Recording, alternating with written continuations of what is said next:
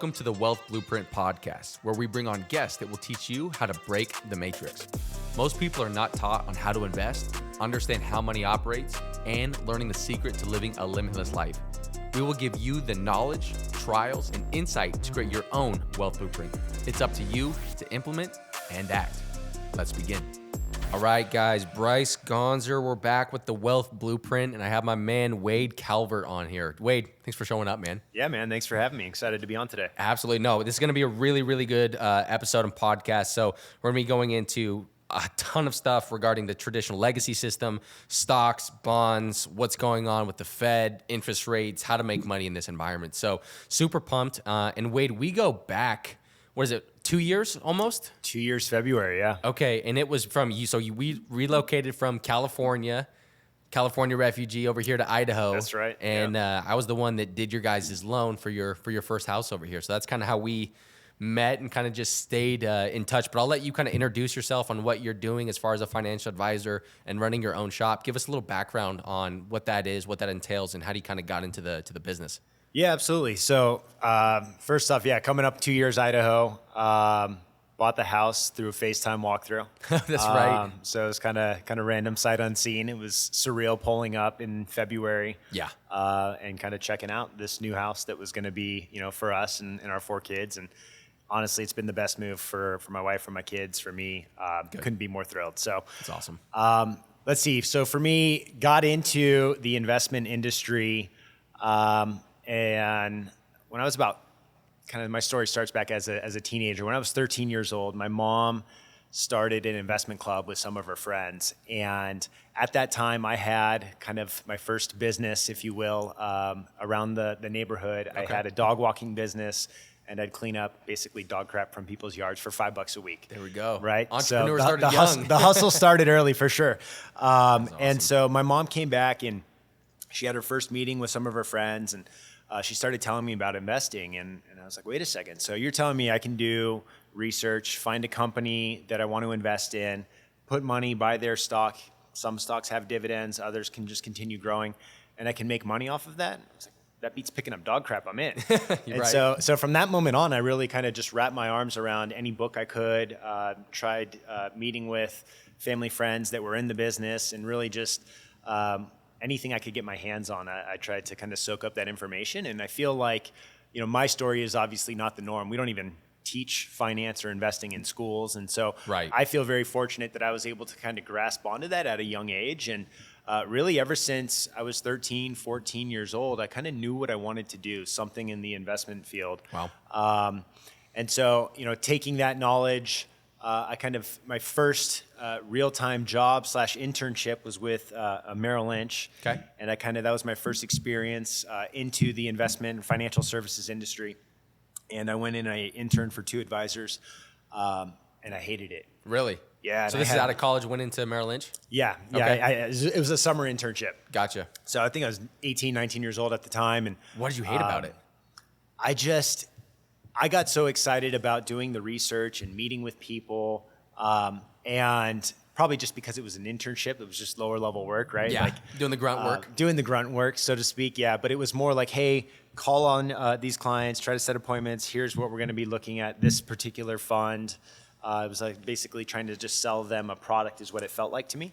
And I just didn't like it. Yeah. Kind of rubbed me the wrong way. So I kind of went through a roundabout of, what am I going to do? I felt like I wanted to go down this path and be in this industry. And fortunately, I met up with another individual who kind of shared the idea of an independent RIA firm with me. I didn't really know what that was. And basically, it's an independent firm that's not tied to a large wirehouse like a Merrill Lynch or a Morgan Stanley. And it allows you to have kind of full freedom and flexibility to sit and work with the client and provide them whatever makes the most sense. You're not Gotcha. selling any commission-based products. And so for me, that was something that was really eye-opening and just naturally resonated with my personality. Sure. So from there, I kind of ventured out and looked to align with some independent firms, and that really set me on the path that I'm on today. To fast forward, just launching my own firm here in Idaho. Actually, earlier this month, we officially launched Wealth Ops LLC. So excited Congrats, man. Thanks, man. Excited to have that up and running, and really just being a focal point One, to be able to stay here in Idaho and be closer with my family, to have a firm that's kind of around my values and being able to work with really any individual that needs help with financial planning, investment advice. Yeah. Again, the fact that it's not taught in schools, that was something that was important to me, wanting to be able to bring that and really offer it to anybody that needs it. Yeah, no, that's huge. I think one of the takeaways right there is just, when a lot of people think about financial advisors and they think about, the stock market and stuff like that, I think they ultimately they go to like a Merrill Lynch, they go to like a Schwab, they go to like an Edward Jones account, and a lot of those places are kind of, I don't know, more or less looking in cookie cutter, right? You have a couple different options and stuff, and so it's cool to see that you branched out and kind of went your own path to be able to tailor that to people, and to educate them. The education is a big piece, just kind of like we were talking off camera. It's the reason that I started this podcast. A lot of the stuff that I do on my own social media is to simply educate people. Oh, yeah. And so I think that's a huge thing that we lack in just our overall society, is the knowledge about how money works, the knowledge on how to make investments, right? And so the ability that you have to, go ahead and teach people that, of all clientele bases, don't have to be a certain, investor or have a certain amount worth. That's freaking awesome, man. So let's go back to pre-COVID, right? Yep. Doing pretty good. The economy's doing pretty good, right? And then COVID-19 hits in 2020. When the world shuts down, right? Yep. And everything stops and the money stops to circulate. What was your initial reaction to what was about to happen and what you thought the Fed or anybody was going to do when basically everybody was told to stay indoors? Yeah. So great question. I think I'm going to preface it with trying to predict things is such an impossible task, right? The crystal ball, so to speak. I think the perfect example out of that with COVID in general was we saw this massive uptick in residential real estate, right? I don't think anybody could have predicted that. Yeah. And the reason why I bring that up specifically is because we were in a position in California where our first house that we bought was a foreclosure. Okay. And we had owned it for several years. And I remember thinking, all right, if this house ever is worth X in this neighborhood, I am selling it immediately. Yeah. Well, fast forward to January of 20, and the neighbors sold their house for basically that number, right? So I'm like, okay, I said I was going to sell. It's been 5 years. Like, I think we need to sell this house. Yeah. And then, you start seeing the headlines come around. And so I was like, I talked with my wife and she was on board. So we went ahead and actually listed the house. And this was like January 2020? January, February. Yeah. Okay. So like right before. Yep. We had to go ahead and stage it and everything. Long story short, the house gets listed. We have our first open house scheduled for a Saturday. That Friday in California, they shut down all real estate related activity. Yeah, that's right. So oh man, no open houses, no nothing. Yeah, everything shut down. So missed it by a week or whatever. We ended up still selling that house close enough to the price that I wanted. But it's funny because you look on Zillow at that house now and it's worth 30% more than what we had sold it for. And I was thrilled to sell it for that price anyway. So, just trying to predict, what was happening. I share that story because the stock market and markets in general aren't too different, right? If we look at trying to pick market tops, market bottoms, it's incredibly difficult. And these things are so complex that it's near impossible to be right consistently. Yeah. Right? Maybe you get lucky, you pick a top or you pick a bottom, but can you pick the bottom and pick the top? Yeah. And then pick the next bottom? Yeah, each peak and valley, yeah. Exactly. So, rather than kind of waste the energy trying to do what I believe is a fairly impossible task, I think the strategy that I talk with clients about and try to take them through is, look, what's more important is having a plan, a personal plan for you, for your family, of identifying, hey, this is where you're currently at. What are your values? What are your goals? What's important to you? What do you want to accomplish? Mm-hmm. Having a destination out in the future, and then creating a roadmap to help you get from where you're at to where you want to be. And once we have that plan in place, then we can build an investment portfolio that's customized around your unique set of values, customized around your goals. And the reality is people that have a plan, not only do they tend to have a higher net worth than people that don't, but if you have something like that to stick and adhere to, it's like a blueprint when building a house. You follow the directions, you're going to have a good end product, right? You go through the highs and lows of the market. If you have a plan to kind of fall back on, you're a lot more likely, you have a higher probability of sticking to your plan. Yeah. Because even really smart people make very poor decisions when it comes to money. Yeah. Because let's face it, it causes a lot of fear when you see your account dropping 20, 30, 40% in such a short amount of time, right? You've got your life savings, your blood, sweat, and tears. You open that statement up or you look on the phone and check it out, and it can cause some panic. And so naturally, we are hardwired as humans to prevent that feeling from occurring. So what do? Fight or flight, right? Like, I want this feeling to stop. What's the best way the bleeding can stop? Panic sell. Panic sell, exactly. Yeah. What's the worst thing you can do to your portfolio? Panic sell, exactly. No, man, that was perfect. So, I mean, you hit it on the head. If you have a plan, right, then I think, one, the fear goes away. People that have that long-term, 5, 10, 15, 20-year plus plan, they're not so concerned with the micro level ups and downs of the economy. If we look at the business cycle, we know that there's highs and lows, and there's a pattern to it. So that isn't some mystical, thing that we can never predict. We know that there's going to be recessions. We know that there's going to be booms in different industries.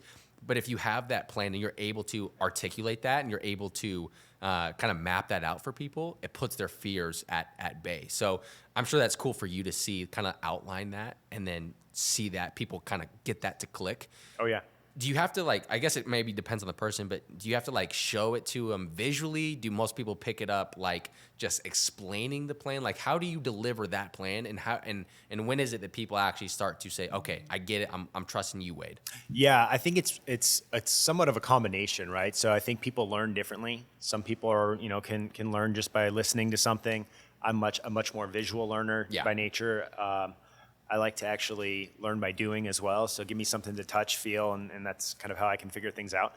And so I'll typically walk a client through their plan and run through the software we use is dynamic, so we can make changes in real time so they could see the impact of, hey, if you put this money aside for a rental property, here's the change of your plan in the short term, and then here's the change in your net worth over the long term. Yeah. Or if your goal is saving for college, how are we going to do that? Here's some extra money we could put away, and they could get to see the impact in real time, and it helps with that buy-in. I'd love to say that, hey, I can just present a plan once and then it clicks and everybody's got it. The reality is that's just not how it works, right? Yeah. We're human. We tend to fall back on our emotions. And again, kind of I view my role as partnering with clients and helping guide them through kind of the ups and downs of the market. We can tie back. We can revisit the plan. Lifestyle changes too. Circumstances change. Maybe there's, a new job or a new property, things like that need to be incorporated into the plan. So making sure that we're going through and updating that plan on a regular basis is important as well. And then just continuing to keep open dialogue and communication with clients, I think, is really important, especially when we have a year like we just had with so much uncertainty, high inflation, markets are down. People historically think of bonds as being a safe asset class, but with rising interest rates, they got crushed. One of the worst starts ever, if not the worst start ever, for bonds. Wasn't Q1 the worst start ever for this year? As far as a bond from crash? A bond, I'm fairly certain that it was. I think it was. I'd have to look through the exact data, but it was, if not the worst, it was definitely up there for sure. Yeah. Fall off a cliff. Yeah, exactly. Well, going back to again, planning for the highs and the lows, going back to 2020, one of the craziest things, and when this happened in 20 years ago, I was still in the midst of, I'm by no means no expert, but when I heard infinitive quantitative easing, when I saw the headlines come out and I looked into, okay, what does this mean? And the Fed comes out and says, we're going to spend as much money as it takes to basically keep the economy afloat. Something went off in my head where I was like, what do you mean you can just print as much money as you want? And so what I'm curious is someone that's, way more experienced than myself that is already in the industry at that time, back in 2020, when you see infinitive quantitative easing, what went off in your head as a reaction to that? And what did you see as an opportunity, if there was one that went off when that was announced? Yeah, so I definitely had kind of red flags going up, right? It just seems like, okay, there's a lot of money that's going to be printed coming off of historically low interest rates, coming out of the Great recession, 2008, 2009, right? We already had a period of easy monetary policy. Yeah. And now it was that on steroids. Super easy. Right? With stimulus and everything that was coming forward. So with that, the whole concept of as more money comes out or is being circulated, chances are inflation comes with that, right? Right. If you dump money on this table right now and everybody here has more cash to spend, we go downstairs and we're just talking about going to Lulu to get gifts and whatnot, right? Like, we probably go spend some cash there. If everybody has more money, they're going to start raising their prices, right? And inflation goes up. Yeah. So that's kind of what was going on in the back of my head of just like, okay, at some point, this has to come to fruition. There's got to be some inflation, right? So, a couple things that we did with COVID in 2020 with our clients is, first off, when the markets were down, we went back, we revisited financial plans with clients to kind of make sure that they were still comfortable, that their goals hadn't changed, that there was nothing drastic we needed to do on the portfolio front. Right. And then just a couple strategic things that we did was after there's a drop in the markets, one of the things that you can do is a concept called tax loss harvesting, where you could lock in some losses, use those losses to offset gains either currently or in the future, right? So, right. And that's what, is it, to do that, you have to buy back in after 30 days? Correct. After 30 days. It's called a wash sale rule. But, okay. So, you exchange out, you buy something else that's a similar type of strategy that still gives the client exposure, but you're able to lock in that loss, which can help with taxes at a later date. So those were just little things around the edges that we were able to do. One of the other things that we did, seeing these kind of inflation prints coming and QE, Infinity, or whatever, stimulus checks and whatnot, we went ahead and bought gold, right? We increased allocation to gold. Like if you look throughout history, the one asset class that has kind of withheld its purchasing power and its value, it's been gold. And so, gold miners, those types of assets, real metals. I think you could also look, like fast forward to today, commodities in general could be included in that bucket, right? Yeah. Essentially what you're talking about is real assets. Yep. So gold. And then one of the things that I did and really talked with a lot of my clients about was, okay, at that point in time, rates were still relatively low, right? And I had clients that were looking at buying houses or properties and whatnot. And I started looking at it and thinking, okay, if inflation's coming and rates are still low now, I'm young, I'm comfortable taking on risk. I wanted to take on as much fixed rate debt as I could. Interesting. With the idea being that I can pay it off in the future with cheaper dollars if we do have this inflationary event, right? Yeah. So I'm not going levered to the gills and doing stuff stupid, but if I'm buying, real assets, kind of the rich dad, poor dad version of an asset, something that's producing cash flow and whatnot, that to me made a ton of sense. And so talking with clients, and again, this is where having the plan is so important, because knowing what somebody's financial picture looks like, what their income is, their expenses, how consistent is that income, really helps me be able to provide the best type of guidance that I can. And so that was something that we were able to do for a few different people that really set them up in a position where they got these really phenomenal, great 30-rate fixed loans. Fantastic. They're well within their means, and now they've got an asset on their books that they're paying off with cheaper dollars that, inflation has already been running hot, and hopefully the numbers come down, but still. So gold was one. It sounded like real estate was another one that you guys were going into. Yeah, just real assets in general. Real assets in general, right? Give me something that's tangible, something that's real. Cash flow producing real estate. Looking at just housing shortages and how difficult it is to buy homes for a large portion of the population. Right. Continue to like housing. So multifamily was high on our list, and it's something we still look at. We also looked at like dividend paying value stocks. So companies that had stronger balance sheets in case we do go into a recessionary period. So a lot of the blueprint and things that we implemented or we were looking at in 2020, it's kind of coming to the forefront again, because a lot of the questions I'm getting, hey, are we going to go into a recession? What does 2023 look like? And so, I mean, it's going up like crazy in 2021, 70 new all-time highs in the stock market. Things are going parabolic. Is there ever a time where it's like, okay, something's going to come and it's going to come quick, right?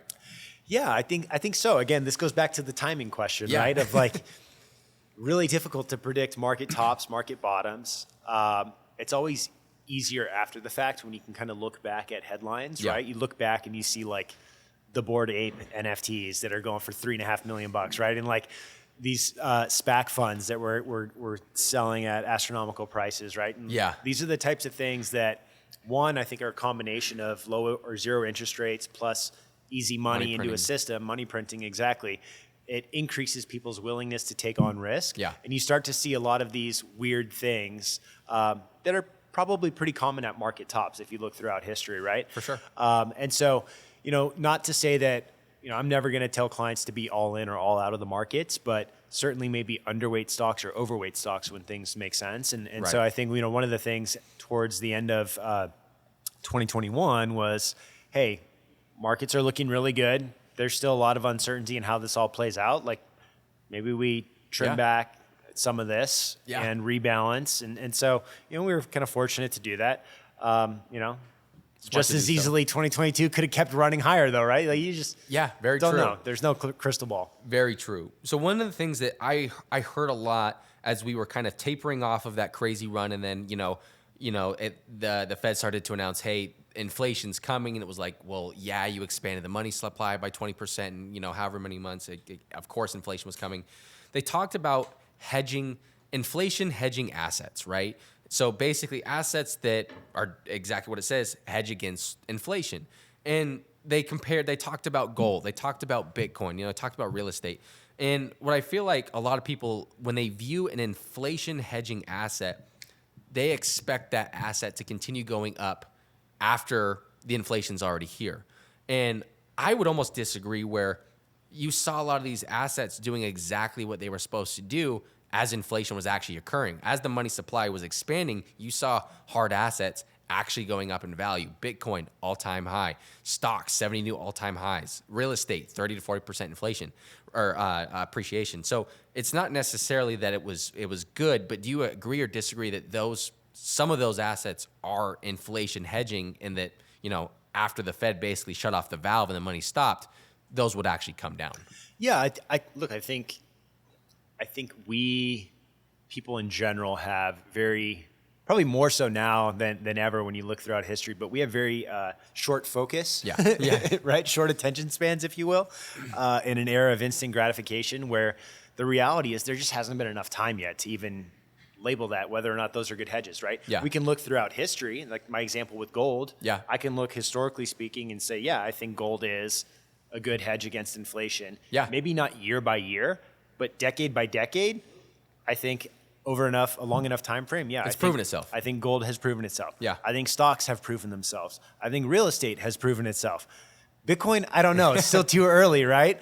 That opens a whole can of worms in terms of just kind of everything that's happening with crypto and, the need for regulation, FTX and all the stuff. And that's a whole nother podcast in and of itself to go through and dive into that. But look, like I've spoken with people that are much smarter than me, that have done a lot more research, that are kind of really deep into the world of Bitcoin, and they're still believers in Bitcoin. And again, year by year, that's a short mindset. They're thinking in terms of decades. And the analogy that makes sense to me, as I've heard it explained to me with Bitcoin, is if you look at like gold and Bitcoin being the quote unquote digital gold, right? Like, okay, if it has those characteristics, finite supply, and could potentially be a hedge against inflation, it's just too early. It remains to be seen, right? Gold's got thousands of years history to go back and say, yes, I agree with that. Stocks, you're talking several 8-9 decades of history you can look at and say, yes, stocks typically are historically a good hedge against inflation.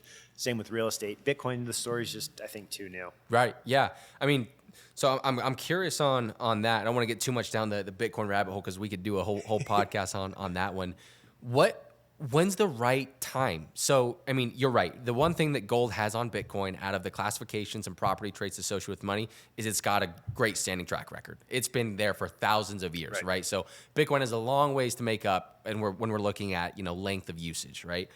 But if you look at the return of Bitcoin on a year by year basis, right? And it's been around for over a decade now, and it's returned, it's appreciated and outperformed every asset. Gold, real estate, et cetera, over 100%. Even with the drawdown, 70% year over year, it's still on average has appreciated over 100% year over year since inception, right? is there a timeline of when it is, okay, that is now a good hedge against inflation? Because like you said, you're putting money into real hard assets, right? Some people, myself included, would view Bitcoin as one of those hard assets. But is there a set timeline where it meets the check mark of, okay, this is proven to be a good standing track record and a hedge? I don't know. Right? I don't know either. I wish I had the answer. I don't know. What I can say is, look, like before the collapse of everything, there was a huge uptick in buy-in by institutions, which is one thing that I think was missing if you go back even as little as 4 or 5 years ago. Absolutely. Right? So the institutional adoption, I'm talking like large life insurance companies that were starting to buy into Bitcoin, even just exchange companies on the New York Stock Exchange that were looking to start buying into Bitcoin. That was, I think, the missing piece. When you're starting to talk about people that are willing to put in large amounts of money, that's a buy-in that I think they're putting money into something because they think it's going to go up or make money for them, right? Yeah. So I feel like I don't know the answer in terms of when you're going to see it, that it's, yes, this was a hedge against inflation. The reality is the right answer to that question, in my opinion, is probably when it's too late and it's Bitcoin's, if it sticks around, it's worth $1 million a coin or whatever. And it's like, oh yeah, it was a really good hedge against inflation. Yeah. I don't know, right? We just have to wait and see how things play out. But I think, again, if it is a real asset, if people are willing to embrace it as a real asset, then my guess would be that it kind of continues to grow as a real asset. Yeah. Similar to real estate, similar to stocks, similar to other things. Yeah. Well, I mean, value is just something over the last couple of months that I've really started to look at. And I think it's so curious. Value is so subjective to humans. Yeah. At one point, we said this has value and we're going to use this as a medium of exchange. And we're so fixed on stocks as far as an asset, and we're fixed on currencies that are, completely backed by nothing but debt. But we give them value, and it's hard for people to get their head around something like Bitcoin, like a different digital currency, right? But I think it's so interesting that value is so subjective. We've gone through so many transitions and so many different mediums of exchanges, and I think it's cool that we're at this new tipping point, whether we see the adoption continue to either maintain, to increase, or maybe it completely decreases and Bitcoin never finishes its complete life cycle. But it's an interesting time, to say the least. Yeah, it certainly is. There's a great book called Layered Money by Nick Bhatia that I've read it. Great book. Yeah, and he kind of goes through a lot of that, and it is fascinating to think through, right? Like, I'm talking about gold just being a historical asset, right? And that's a perfect example of people just said, hey, this is going to be worth something. Yeah. Because we all think it is, right? Yeah, exactly. Enough is enough. That's it. Exactly. So we'll leave it at that. We'll have you on another podcast. We'll get into the Bitcoin rabbit hole. One other piece, though, that I want to touch on that, aside from Bitcoin, is the way that I see the collapse of FTX, the way that I see the collapse of Alameda Research, of Three Arrows Capital, of Voyager, all of these institutions, right? There is obviously a huge collapse in the crypto ecosystem. But what they did, now, aside from FTX, they may or may not have had a backdoor and they were actually laundering money. Time will tell if that actually is proven. But a lot of these institutions, in my opinion, were doing they copied to a T the banking model of America, and they applied it to crypto. And what I mean by that is they took customers' deposits. The customers allowed that institution to hold their money. They kept 10 to 20% reserves, and then they lent out or put into liquidity pools the other 80 to 90%. And when there was a bank run, there was no money. It was lent out and it was locked up. And so I see that as exactly fractional reserve banking on how every FDIC insured bank operates. But there is so much scrutiny and so much, negative press against these institutions. And I'm not saying what they did was right, but in my eyes, they're doing exactly what Chase, Wells Fargo, Bank of America do every single day. Agree or disagree? I don't know enough about the specifics of FTX or how they're structured or any of that. I will say that one of the big differences is regulations, right, for the big banks. Yeah. And I think in order for any type of mass adoption to take place, I think regulation is a necessary evil, if you will, right? I think it's a requirement. It has to be there. Protections need to be put in place so that if they are operating that way, they need to have some type of structure in there. There needs to be some type of oversight, in my opinion, in order for people to feel more comfortable and to win back that trust. Yeah, I agree. I agree completely. And again, I think I was just interested. We'll leave it there. We'll get you back on, and we'll go down that deep dive some other time. Okay, let's fast forward to today.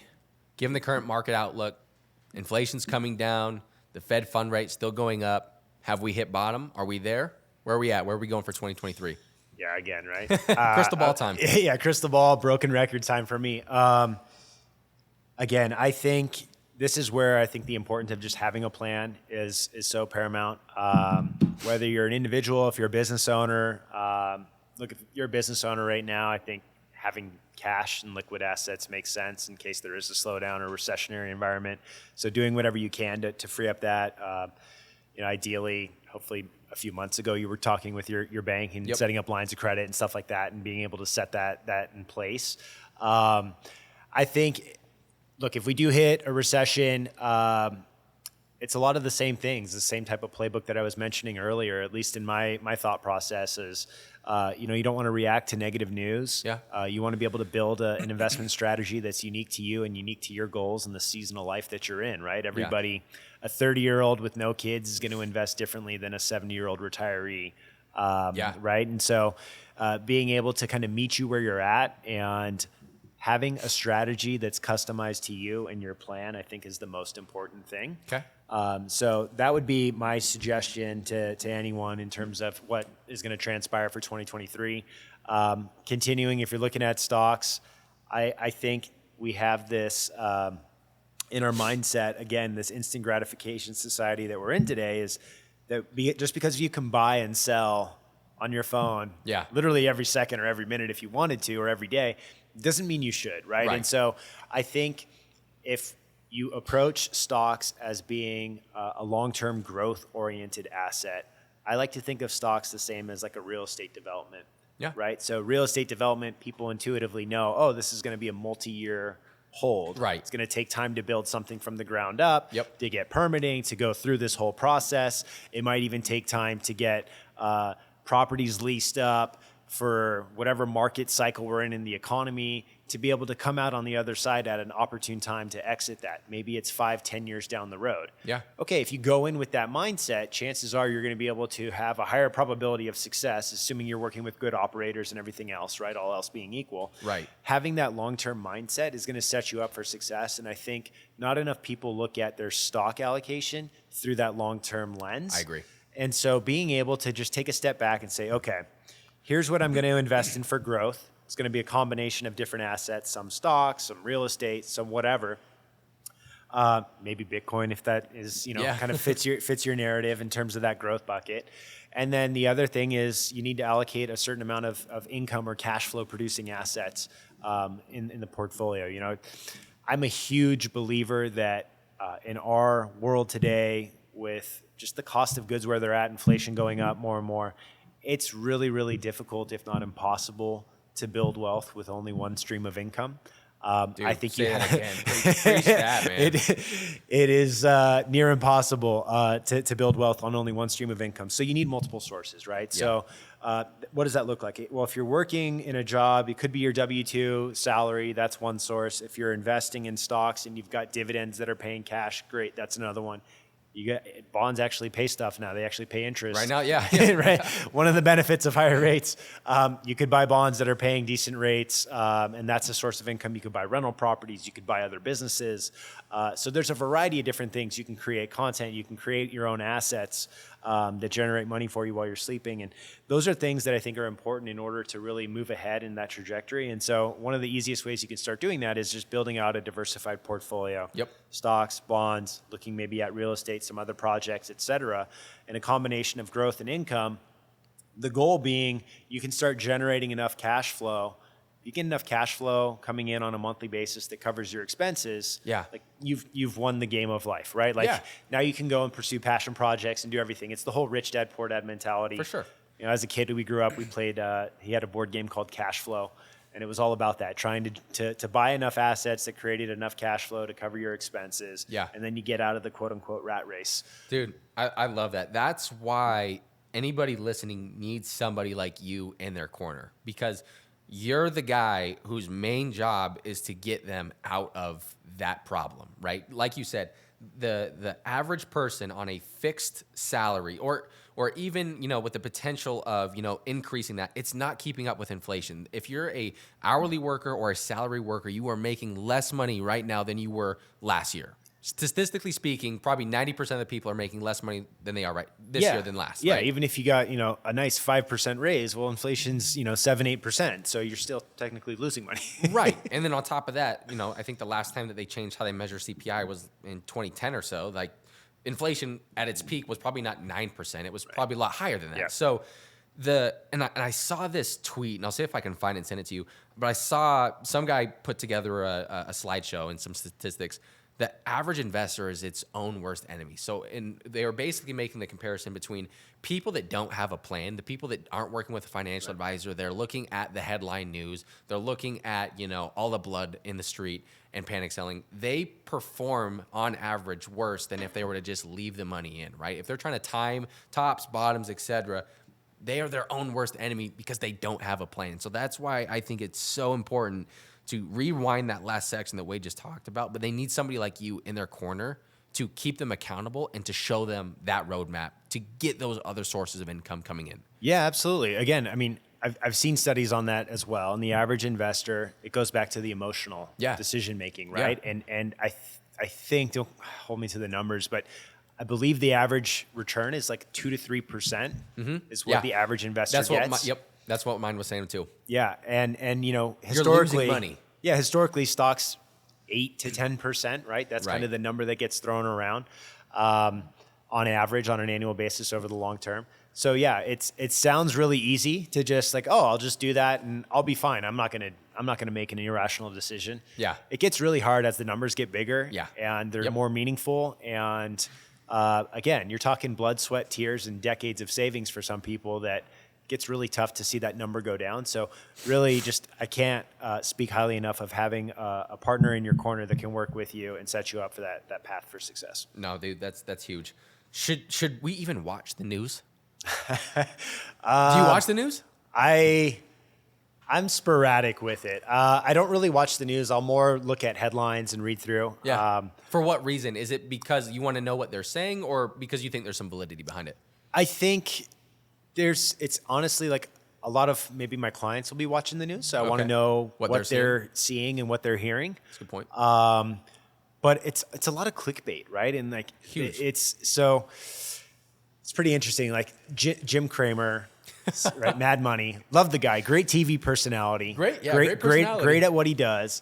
There have been studies that have shown that I think the producers were a combination of like Jerry Springer and a couple, maybe it was like Maury or something, one of those shows, but literally people coming together to try to create a great TV show, and they've accomplished that. He does a great job, right? Yeah. But in terms of setting you up for long-term success when it comes to investing, I don't think that the news is going to be anything positive, right? Especially in the world we live in today, there seems to be a lot more negative producing headlines, a lot of fear, which gets you to watch, but doesn't necessarily do anything on a positive side for your portfolio. Yeah, it's great for views. It's great for attention to their network, et cetera, et cetera. But yeah, at the bottom line, is it putting money in your pocket? Absolutely not. So probably not. Yeah. Probably increasing anxiety and stress too. Yeah. No, I would agree completely on that. So we talked about this a couple months ago, and I'm curious to kind of revisit this. And I didn't have this on what I want to talk about today, but I want to get your gut reaction. Tokenized real estate. Okay, so now we're going back into the real estate sector. Commercial development, real estate in general is a very illiquid asset. Right. It's very tough to get in and out of, right? Blockchain technology, the ability to tokenize a physical asset and put it onto a almost instant trading system is revolutionary. I think it's going to change. It's going to open up a ton of locked up liquidity within the space. And I know that we shared a couple articles and some research that we've done. With you opening up your own spot, is this something that you guys are looking at to somehow involve within the legacy system with tokenized real estate blockchain technology? Yeah, I think from a regulatory standpoint, if everything gets approved through the proper channels and everything along those lines, I think it's really interesting. A friend of mine actually just sent me an article this week on this, specifically the tokenization of real-world assets, RWAs, right, and looking at the potential impact it could have on an industry like mine. I think you're exactly right. I think it currently is an illiquid industry. I personally am in favor of that illiquidity. I think sometimes it protects people from themselves. That's a good point. The inability to sell, like my example of doing, investing in a real estate development deal. If you know that it's going to be a 10-year hold, you're not really thinking about anything in years 2 or 3, versus somebody might quote unquote panic sell when they see, hey, 2 to 3 years in, this is worth less because of all the development costs and approval fees and permitting and all that stuff. I want out. And they might sell out at otherwise a good asset that if they didn't have the ability to sell, maybe they would have been better off. So I don't know how that's going to all play out, but I didn't even think of that. I mean, that's a valid point. It might be too easy to get out of that. You know what I mean? Potentially, but maybe that's just where they need like better guidance and having a plan in place. Yeah. But it's something for me personally that I'm really excited about, because I think the use case for that is phenomenal. Yeah, to be able to, in the right way, to be able to incorporate that, to be able to transfer or sell off something. Right now, if you do a private partnership, right, you're locked in for 10 years. Yeah. God forbid there's a death in the family. The client that bought into this asset class has 4 heirs that they need to divide this thing into.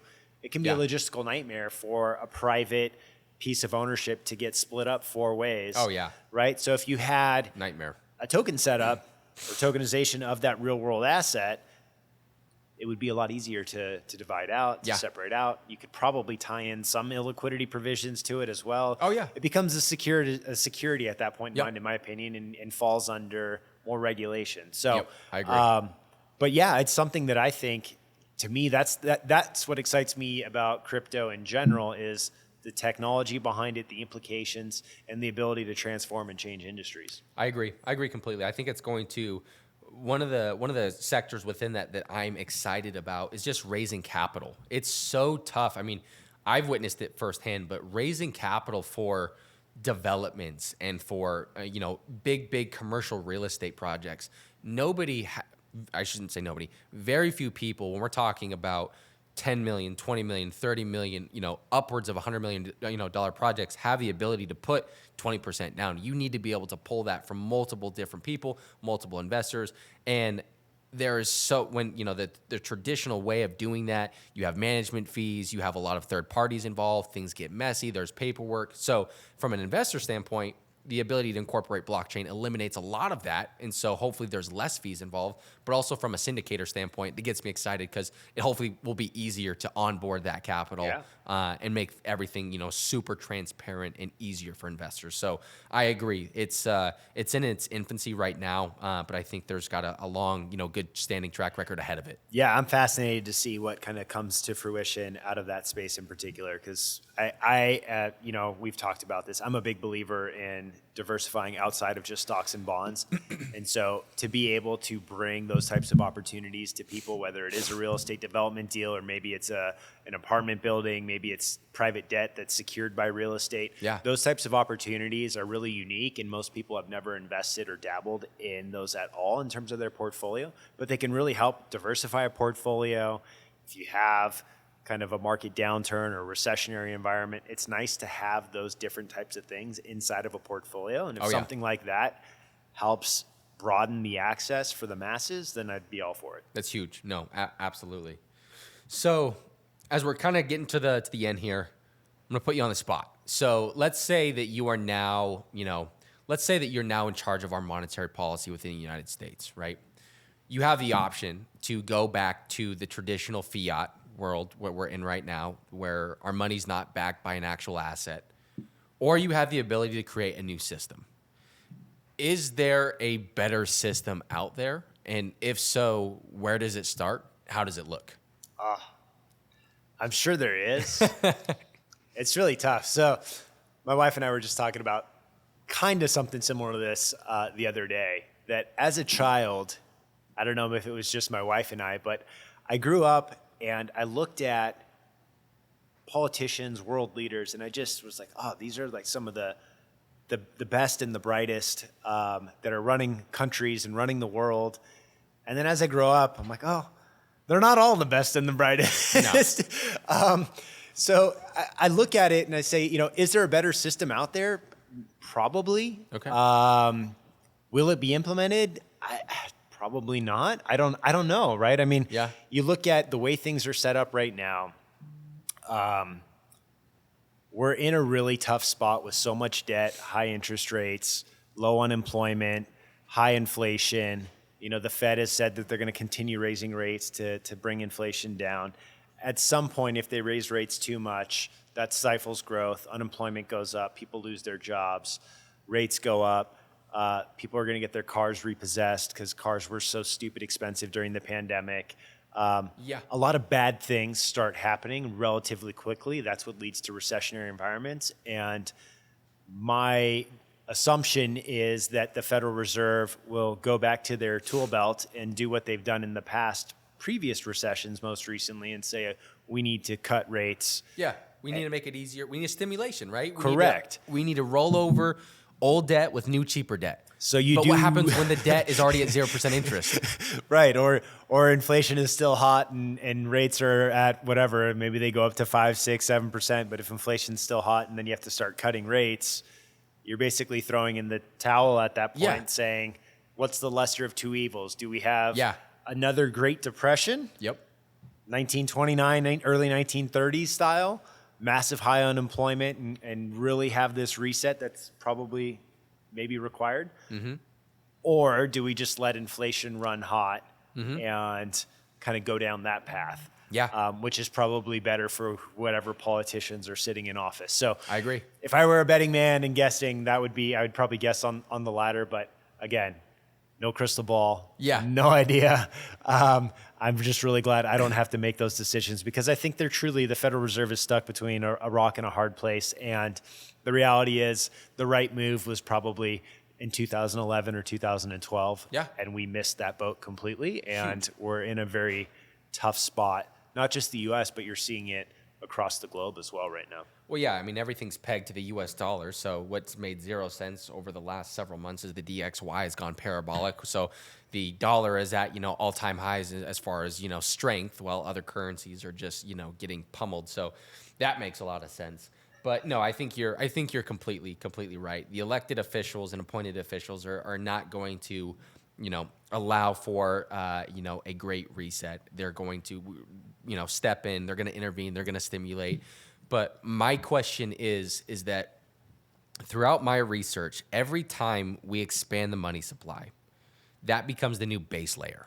That means that from that year on, that's how much we have to continue spending in order to keep things moving. And if we don't do that, the system breaks. And eventually, we're going to come to a point where either hyperinflation occurs, where we're seeing stuff like, the Argentinian bolivar or whatever, or Zimbabwe, where, it's just, you got $1 trillion bills and, hyperinflation occurs, or we move over to some other type of monetary policy.